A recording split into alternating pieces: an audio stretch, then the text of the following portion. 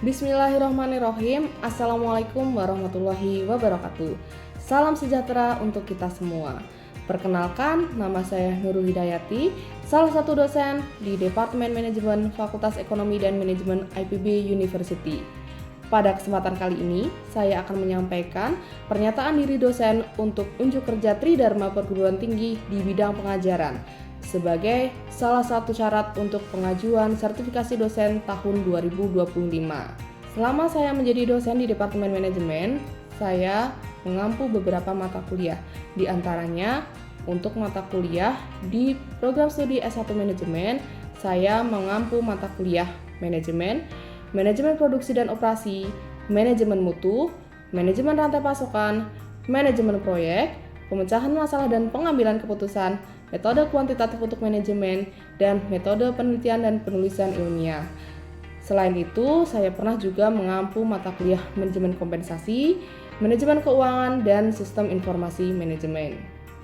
Selain di program studi S1 manajemen, saya juga pernah mengampu mata kuliah lain di program studi yang lain yang ada di IPB, seperti untuk program studi S1 Aktuaria, saya pernah mengampu mata kuliah akuntansi aktuaria. Sementara itu, untuk program di sekolah vokasi, saya pernah mengampu mata kuliah manajemen kualitas dan pengantar manajemen keuangan untuk program studi manajemen agribisnis dan manajemen industri. Pada kesempatan ini, saya juga akan menyampaikan salah satu contoh rencana pembelajaran semester atau RPS untuk salah satu mata kuliah yang saya ampu, yaitu mata kuliah pemecahan masalah dan pengambilan keputusan, di mana pada mata kuliah ini saya juga berperan sebagai koordinator mata kuliah.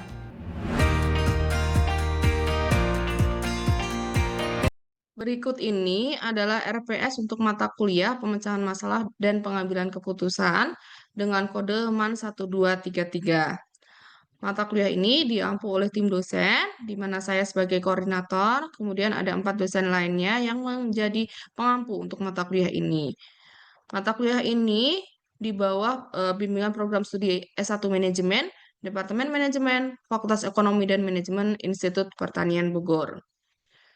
Mata kuliah pemecahan masalah dan pengambilan keputusan termasuk di dalam rumpun mata kuliah Foundational Literacies dan Academic Core Courses, di mana memiliki 3 SKS sebagai bobotnya, yang terbagi menjadi 2 SKS untuk kuliah, 1 SKS untuk praktikum.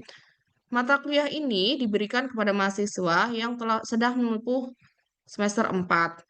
Kemudian, adapun deskripsi mata kuliahnya, yaitu mata kuliah ini membahas mengenai berbagai teori, konsep, dan praktek mengenai proses berpikir secara sistematis dalam pemecahan masalah dan pengambilan keputusan, analisis situasi, analisis persoalan, analisis keputusan, dan analisis persoalan potensial pada berbagai kondisi yang mengandung risiko tertentu. Berbagai metode dipelajari di dalam mata kuliah ini, diantaranya yakni pengambilan keputusan dengan diagram keputusan, multi-kriteria decision making atau MCDM, group decision making ataupun GDM, analytical hierarchy process atau AHP, analytical network process atau ANP, interpretative structural modeling atau ISM, dan pemanfaatan big data, machine learning, dan artificial intelligence dalam pengambilan keputusan. Kemudian, berikut ini adalah CPL Prodi yang dibebankan pada mata kuliah, yakni terdapat 7 CPL atau capaian pembelajaran lulusan Prodi.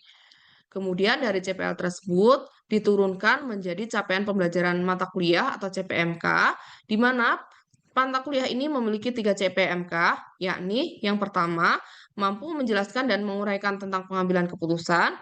CPMK yang kedua, mampu menganalisa dan menggunakan teknik pengambilan keputusan yang efisien dan efektif, serta sistem pendukung keputusan dalam menghadapi berbagai permasalahan organisasi. Kemudian, CPMK yang ketiga yaitu mampu menganalisa pemanfaatan teknologi digitalisasi dalam pengambilan keputusan yang efektif dan efisien. Selanjutnya, dari CPMK tersebut kemudian diturunkan menjadi sub CPMK, di mana terdapat 8 sub CPMK yang ada, yaitu sub CPMK yang pertama, mahasiswa mampu menjelaskan dan memahami konsep pemecahan masalah dan use PDSE. Kemudian sub CPMK yang kedua, mahasiswa mampu melakukan analisa keputusan, membuat dan menggunakan diagram keputusan dengan memanfaatkan informasi dalam pengambilan keputusan. Kemudian sub CPMK yang ketiga, Mahasiswa mampu memahami dan menggunakan multi-kriteria decision making tools dalam pembuatan keputusan dengan banyak kriteria. Sub CPMK yang keempat, mampu memahami dan mampu menjelaskan tentang pembuatan keputusan secara berkelompok, baik menggunakan teknik nominal group teknik atau NGT dan metode DLP dalam pengambilan keputusan. Sub CPMK yang kelima, yakni mahasiswa mampu menjelaskan dan menggunakan teknik AHP untuk pengambilan keputusan strategis untuk masalah yang kompleks dan tidak terstruktur. Sub CPMK yang keenam, yakni mahasiswa mampu memahami dan menjelaskan teknik ANP untuk pengambilan keputusan strategis untuk masalah kompleks dan tidak terstruktur. Kemudian sub CPMK yang ketujuh, mahasiswa mampu memahami dan menjelaskan teknik ISM untuk pengambilan keputusan strategis untuk masalah kompleks dan juga tidak terstruktur. Kemudian yang terakhir, CPMK yang kedelapan, mahasiswa mampu memahami pemanfaatan big data, machine learning, dan artificial intelligence dalam pengambilan keputusan. Kemudian dari sub CPMK dan CPMK yang ada, kita akan melihat matriks referensi antara CPMK dan sub CPMK yang ada, sebagaimana ditampilkan pada tabel berikut. Kemudian mata kuliah ini juga menyediakan pustaka utama yang berasal dari buku, jurnal, ataupun karya ilmiah yang lainnya yang relevan dengan topik pada mata kuliah ini. Dan juga di sini disediakan pustaka pendukung yang dapat dijadikan referensi untuk mempelajari mata kuliah ini di masing-masing topiknya. Dan juga pada pustaka utama ataupun pustaka pendukung, kami juga melampirkan jurnal ataupun karya ilmiah yang dihasilkan oleh dosen pengampu mata kuliah ini sebagai rujukan bagi para mahasiswa. Baik, selanjutnya di sini adalah rencana pembelajaran setiap pertemuan, di mana untuk mata kuliah ini memiliki 14 kali pertemuan, yakni terbagi menjadi 7 kali pertemuan untuk sesi tengah semester, 7 kali pertemuan untuk sesi akhir semester. Pertemuan yang dilakukan dapat bersifat tatap muka langsung, tatap muka maya, ataupun asinkronus, yang disesuaikan dengan kondisi yang ada, seperti itu. Kemudian, di dalam rencana pembelajaran setiap pertemuan ini, kita dapat melihat minggu keberapa dari masing-masing pertemuan tersebut, kemudian sub CPMK manakah yang nantinya akan dibebankan di setiap pertemuan, kemudian bahan kajian atau topik yang akan disampaikan di setiap pertemuan apa, serta metode pembelajaran, estimasi waktu yang nanti akan digunakan, kemudian pengalaman belajar apa saja yang nanti akan didapat oleh mahasiswa ketika mempelajari topik tersebut di pertemuan tersebut, kemudian indikator dari keberhasilan penyampaian topik tersebut dan juga kriteria penilaian serta bobot penilaian yang ada. Berikut ini adalah rencana pembelajaran setiap pertemuan baik di sesi tengah semester maupun akhir semester. Kemudian kita juga melakukan ujian tengah semester. Ini setelah 7 kali pertemuan yang ada, kemudian akan melaksanakan ujian akhir semester setelah pertemuan ke-14. Kemudian di sini adalah komponen penilaian yang digunakan sebagai dasar untuk melakukan penilaian kepada para mahasiswa, di mana terdapat 3 komponen penilaian yang terdiri dari aktivitas partisipatif yang dinilai dari kedisiplinan dan keaktifan dalam bertanya dan atau menanggapi dengan bobot 5%. Kemudian ada hasil proyek, di mana di dalamnya ada video, makalah, dan presentasi dengan bobot 50%. Kemudian komponen penilaian yang ketiga yaitu kognitif atau pengetahuan, terdiri dari tugas yang berasal dari tugas individu berupa latihan soal dengan bobot 5%. Kemudian ujian tengah semester, di mana di sini ujian secara individu mengenai materi selama sesi tengah semester dengan bobot 20%. Kemudian ujian akhir semester mengenai materi selama sesi akhir semester dengan bobot 20%. Sehingga total dari bobot tersebut sebesar 100%.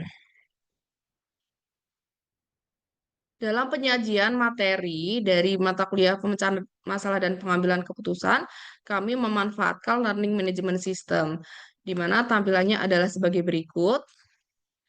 Untuk mata kuliah pemecahan masalah dan pengambilan keputusan, serta mata kuliah yang lainnya dapat disimpan di laman kelas.ipb.ac.id. Kemudian di dalam kelas.ipb.ac.id ini akan disampaikan terkait dengan deskripsi mata kuliah ataupun identitas mata kuliah itu sendiri sebagaimana yang sudah disampaikan di dalam RPS. Kemudian juga di sini disampaikan jadwal yang nanti akan dijadikan sebagai rujukan bagi para mahasiswa untuk setiap pertemuannya bersama dengan dosennya siapa, tempatnya di mana, kemudian waktunya kapan. Dan juga di sini kita juga sudah menyampaikan terkait dengan referensinya baik dari buku maupun jurnal sebagai pustaka pendukung ataupun pustaka utama. Dengan arah hubung di sini saya sebagai koordinator mata kuliah. Dan juga di dalam kelas.ipb.ac.id ini kami sampaikan RPS dua bahasa, bahasa Indonesia dan bahasa Inggris, dan juga kami juga menyampaikan panduan praktikum dan penugasan selama menempuh mata kuliah tersebut. Kemudian juga kita sampaikan juga kontrak perkuliahan, baik dalam bahasa Indonesia maupun bahasa Inggris. Kemudian di sini kita sampaikan terkait dengan topik-topik yang dipelajari selama perkuliahan itu berlangsung, dari topik 1 hingga topik yang terakhir, dari 14 kali pertemuan yang ada. Di sini terdapat topik-topiknya, bahan-bahannya, kemudian penjelasan dari masing-masing pertemuannya itu seperti apa.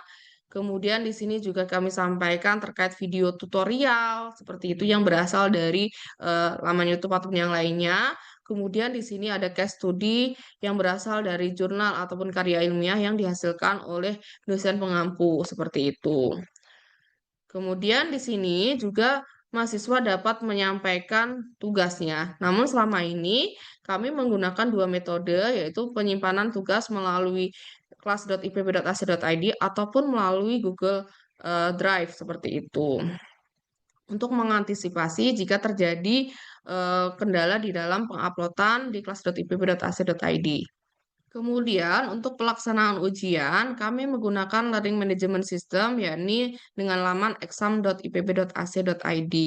Biasanya untuk mata kuliah ini, yaitu mata kuliah pemecahan masalah dan pengambilan keputusan, kami menyampaikan ujian secara tertulis dan juga secara online. Namun pelaksanaannya secara tatap muka langsung di dalam sebuah ruangan.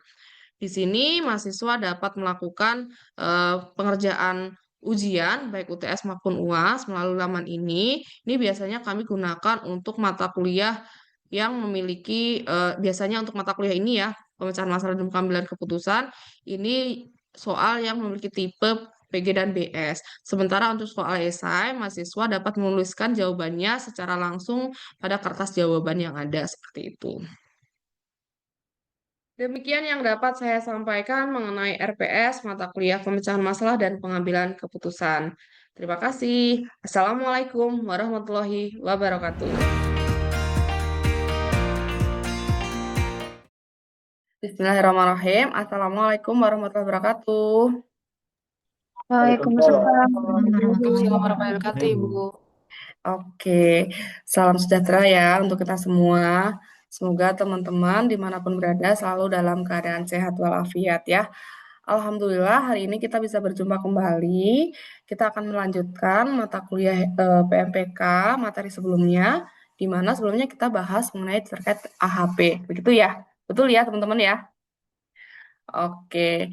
Ya, materi sebelumnya kita sudah bicara terkait dengan konsep KHP itu sendiri. Kemudian bagaimana melakukan penyusunan struktur AHP. Karena di dalam AHP itu kan ada hierarki-hierarki ya. Coba, apa yang kalian ingat terkait dengan struktur AHP tersebut, teman-teman? Ada level-levelnya kan ya?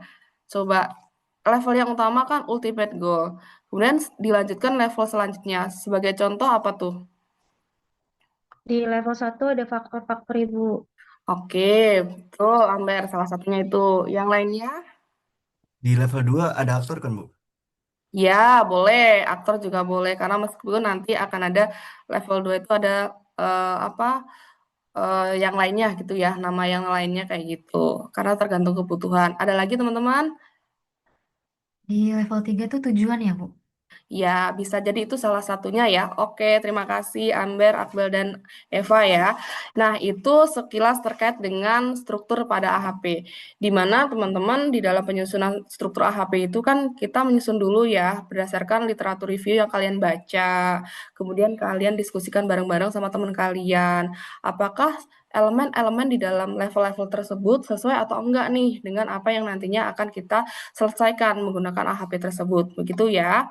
Nah, di dalam level-level itu nanti tentunya apakah nanti ada 3 level, 4 level, 5 level, atau yang lainnya itu sebenarnya tergantung kebutuhan kalian ya. Secara umum memang untuk hierarki pada AHP itu ada yang dibuat dalam bentuk struktur umum. Tadi Amber, Akbel, sama Eva ada menyebutkan ada level faktor ya di level satunya, kemudian di level 2-nya ada aktor, di level 3-nya ada tujuan. Meskipun nanti akan ada level-level yang lainnya lah ya namanya ya. Nah, secara umum untuk struktur AHP itu memang untuk di level 0-nya itu adalah ultimate goal-nya ataupun fokusnya ya. Kemudian level yang pertama ada faktornya, level kedua ada aktor, level ketiga ada tujuan atau objektifnya, kemudian level yang terakhir kita punya alternatif strateginya. Bu, apakah harus seperti itu? Tidak, tentunya ya, tergantung nanti kebutuhan kalian kayak gitu ya teman-teman. Karena di dalam struktur umum bisa jadi nanti kita buat fokus, kemudian kriteria dan subkriteria, kayak gitu ya. Lalu kalau bentuk yang lebih kompleksnya lagi seperti apa, Bu? Seperti superstruktur yang namanya nanti ya. Nanti akan ada struktur induknya ya di level 0-nya, kemudian ada struktur anak 1, struktur anak 2, struktur anak 3 dan seterusnya. Sesuai nanti kebutuhan kalian di dalam penyusunan AHP itu sendiri kayak gitu ya. Nah, itu sekilas terkait dengan AHP yang kita pelajari minggu lalu ya. Semoga masih pada ingat ya. Oke. Nah, hari ini kita akan melanjutkan nih pembahasan mengenai AHP. Khususnya nanti kita akan bahas terkait dengan bagaimana melakukan penilaian struktur AHP tersebut dan juga bagaimana menentukan nih bobot-bobot yang nantinya akan kita hasilkan dari pengolahan data di struktur AHP tersebut gitu ya teman-teman. Nah, oke, di sini untuk penilaian struktur AHP, tentunya ketika kita menilai, kita harus menentukan skalanya terlebih dahulu. Oke, skalanya tuh biasa yang digunakan untuk AHP itu skala 1 hingga 9. Kemudian karena di dalam AHP nanti kita akan membandingkan antara satu elemen dengan elemen yang lain di dalam satu level, ya, itu maka nanti akan ada yang namanya nilai kebalikan ataupun resiprokal, ya. Maksudnya gimana, Bu? Nah, sebagai contoh ya, tadi di dalam struktur AHP itu kan kita punya ultimate goal, kemudian level satunya faktor, misalkan ya, kemudian level 2-nya aktor, level 3-nya adalah objektif ataupun tujuan, kemudian level terakhir adalah alternatif seperti itu. Nah, misalkan kita mau menilai nih, bagaimana sih kira-kira penilaian kalian terkait dengan faktor satu dengan faktor yang lainnya. Elemen pada faktor satu dengan faktor yang lainnya ketika nanti kalian lihat berdasarkan ultimate goal-nya, kayak gitu ya teman-teman. Nah, jadi di sini ada nilai 1, 2, 3, 4, 5 hingga 9 tadi. Ini menandakan bahwa kalau kalian memilih angka 1, berarti kalian berpikir bahwa F1 itu sama pentingnya, sama baiknya dengan F2. Ya, faktor 1 sama pentingnya dengan F2. Kemudian untuk nilai yang 3, itu berarti faktor 1 sedikit lebih penting atau sedikit lebih baik misalkan dibandingkan dengan F2. Kemudian 5, ini untuk F1 jelas lebih penting dibandingkan F2. Kemudian untuk 7, F1 sangat jelas lebih penting perbedaannya kayak gitu ya dibandingkan dengan F2. Hingga nanti yang ke-9 ini adalah F1 mutlak lebih penting atau lebih baik dibandingkan F2. Ya, kalau misalkan nanti kita bandingkan F1 terhadap F2. Lalu bagaimana Bu nilai antara F2 terhadap F1?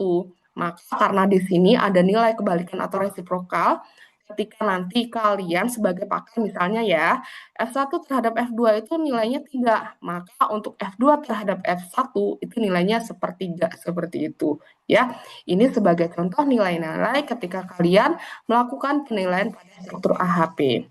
Kemudian ada nilai genapnya nih Bu, nah ini maksudnya gimana gitu ya. Ketika kalian memilih angka 2, 4, 6, dan 8, di sini memiliki arti di antara nilai tersebut di atas. Artinya tengah-tengah antara 1 dan 3, 3 dan 5, 5 dan 7, 7 dan 9. Kalian merasa bahwa, oh kayaknya kalau milih angka 3 tuh, saya masih belum yakin. Tapi kalau misalkan angka 1, kayaknya kurang deh gitu. Berarti dia ambil angka tengah-tengahnya kayak gitu ya teman-teman. Dan skala-skala ini Saati dan teman-temannya nih ya, skala tersebut dianggap terbaik dari 27 skala lainnya yang digunakan di dalam penilaian struktur AHP. Nah, ini terkait dengan penilaian struktur AHP ya teman-teman. Kemudian ada lagi nih, selain 1 sampai 9 tadi, kalian juga bisa menggunakan 1 sampai dengan 5 ataupun minus 5 sampai dengan plus 5. Meskipun memang yang default digunakan itu 1 sampai 9 gitu ya, sesuai yang dikembangkan oleh oleh Sahati gitu ya, untuk penilaian AHP tersebut gitu ya. Nah, tadi setelah kita melakukan penilaian ya, nah nanti kita akan membandingkan ya. Kita buat dalam sebuah tabel ya, perbandingan antara satu elemen dengan elemen yang lain. Ini disebut sebagai pairwise comparison atau komparasi berpasangan. Oke, nanti misalkan teman-teman punya nih elemen A, B, C. Kita akan bandingkan A dengan A dengan B, A dengan C, kemudian B dengan A, B dengan B, B dengan C, C dengan A, C dengan B, C dengan C. Ini bagusnya sih dibuat dalam bentuk tabel, sehingga nanti akan kelihatan jelas bagaimana nilai aslinya dengan nilai resiprokalnya seperti itu ya. Kemudian kualitas dari penilaian ini akan ditentukan berdasarkan nilai konsistensinya. Ingat teman-teman, kita menggunakan AHP ini berdasarkan ini tadi ya, validasi dari para pakar. Dan para pakar ini nanti akan kita libatkan di dalam pengisian kuesioner ataupun penilaian strukturnya. Nah, penilaian dari para pakar ini kan sifatnya subjektif. Tentunya antara pakar satu dengan pakar yang lainnya memiliki background yang berbeda-beda, sehingga nanti pendapat mereka juga berbeda. Oleh karena itu, di dalam AHP ini kita perlu lihat konsistensi penilaian yang diberikan oleh para pakar tadi kayak gitu ya. Misalkan pakar satu ini konsisten apa enggak ya cara menjawabnya, pakar 2, pakar 3, dan seterusnya. Kemudian pakar secara gabungannya bagaimana, pendapat gabungannya, itu perlu kita lihat. Karena nanti akan menentukan tingkat kualitas dari apa yang nanti diisi oleh si para pakar tersebut, kayak gitu. Oke, ya seperti itu ya teman-teman ya. Kemudian penilaian dengan struktur.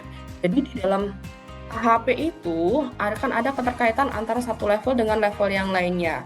Antara elemen di level sebelumnya dengan level sesudahnya. Ada dua pilihan, apakah nanti sifatnya adalah individual ataupun common. Maksudnya gimana ya, Bu? Kalau yang common itu, contoh ya, di sini kita punya level satunya ini adalah A, B, C, D. Ini adalah level 1 nih. Yang namanya common berarti elemen A, elemen B, elemen C, dan elemen D itu semuanya punya hubungan terhadap PQR. Kayak gitu, itu namanya common. Tetapi kalau yang namanya individual, nah bisa jadi nanti A itu hanya punya hubungan dengan PQ, kemudian B punya hubungan PQR, misalkan C-nya dengan Q dan R, kemudian B hanya memiliki hubungan dengan R saja misalkan. Ya, ini hubungan antar elemen, antar masing-masing level dengan level yang lainnya. Seperti itu ya. Oke, sampai sini ada yang ditanyakan nggak atau sudah paham teman-teman? Paham, Ibu. Oke, yang lainnya gimana? Sudah aman? Aman, Bu. Paham. Nih, bagaimana jika struktur AHP-nya sebagai berikut ya? Oke, di sini kalau kita lihat ya, ada level 0-nya adalah ultimate goal, kemudian level satunya kita punya elemen A, B, C, D, kemudian level 3-nya adalah PQR. Tapi yang beda dengan sebelumnya apa? Kalian lihat nih, A itu hanya punya hubungan P dengan R, ya. Kemudian B itu P dengan Q, C-nya itu punya hubungan dengan P dan R. D-nya juga sama kayak ini, P dengan R ya.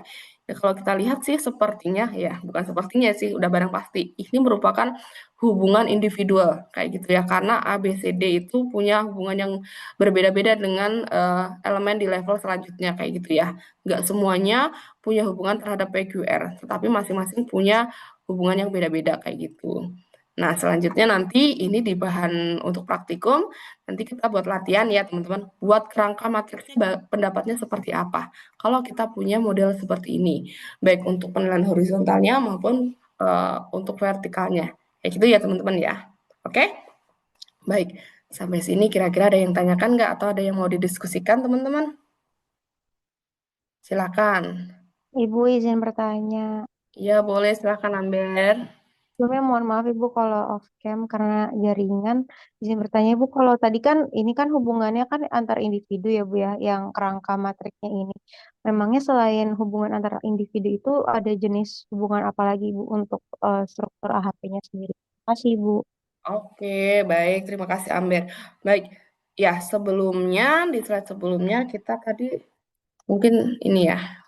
Nah ini mungkin tadi kelewat atau gimana ya Ambernya ya. Oke, baik Amber, saya jelaskan lagi. Jadi kita punya dua ya teman-teman di sini struktur AHP itu di sini kita yang punya ini dan ini. Ini dan ini itu apa ya Bu?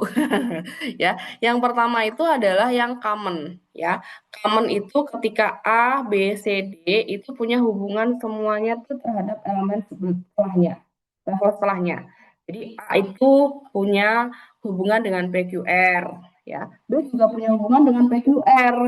Juga sama punya hubungan dengan PQR, D punya hubungan dengan PQR. Jadi semuanya itu punya hubungan yang sama gitu ya dengan elemen di level selanjutnya. Sementara kalau yang tadi contoh yang tadi itu adalah individual. Artinya elemen di level sebelumnya bisa jadi nanti akan memiliki hubungan yang berbeda dengan elemen di level selanjutnya. Contoh, A itu punya hubungan dengan PQ aja, ya. B itu dengan QR aja. C itu dengan PQR. Kemudian D itu hanya dengan P dan R misalkan. Itu namanya individual gitu. Itu ya. Oke, Amber bagaimana Amber? Terima kasih, Bu. Oke, siap. Ada lagi teman-teman? Cukup. Ya udah, kita bisa cukupkan pertemuan hari ini ya teman-teman. Baik, nanti kita bisa lanjutkan minggu depan insya Allah ya. Semoga semuanya diberikan kesehatan sehingga nanti kita bisa berjumpa kembali ya. Kalau misalkan nanti ada yang ingin ditanyakan atau didiskusikan, boleh japri ke saya atau ditanyakan di grup biar teman-teman yang lainnya juga ikutan nyimak gitu ya teman-teman. Oke, begitu saja untuk pertemuan hari ini. Mungkin kita dokumentasi terlebih dahulu kali ya. Yang bisa on cam silahkan on cam. Biar ini ya kita ada dokumentasi untuk hari ini ya. Yang nggak bisa on cam boleh kasih reaction aja nggak apa-apa. Karena takutnya ini ya nggak kompatibel gitu ya. Oke, ya oke. Sudah ya. Oke ya, saya screenshot ya. 1, 2, 3. Oke deh, sudah. Terima kasih banyak teman-teman buat hari ini. Semoga semuanya sehat. Sampai ketemu lagi minggu depan. Kurang lebihnya mohon maaf. Assalamualaikum warahmatullahi wabarakatuh. Waalaikumsalam warahmatullahi wabarakatuh. Terima kasih, Bu. Terima kasih banyak, Ibu.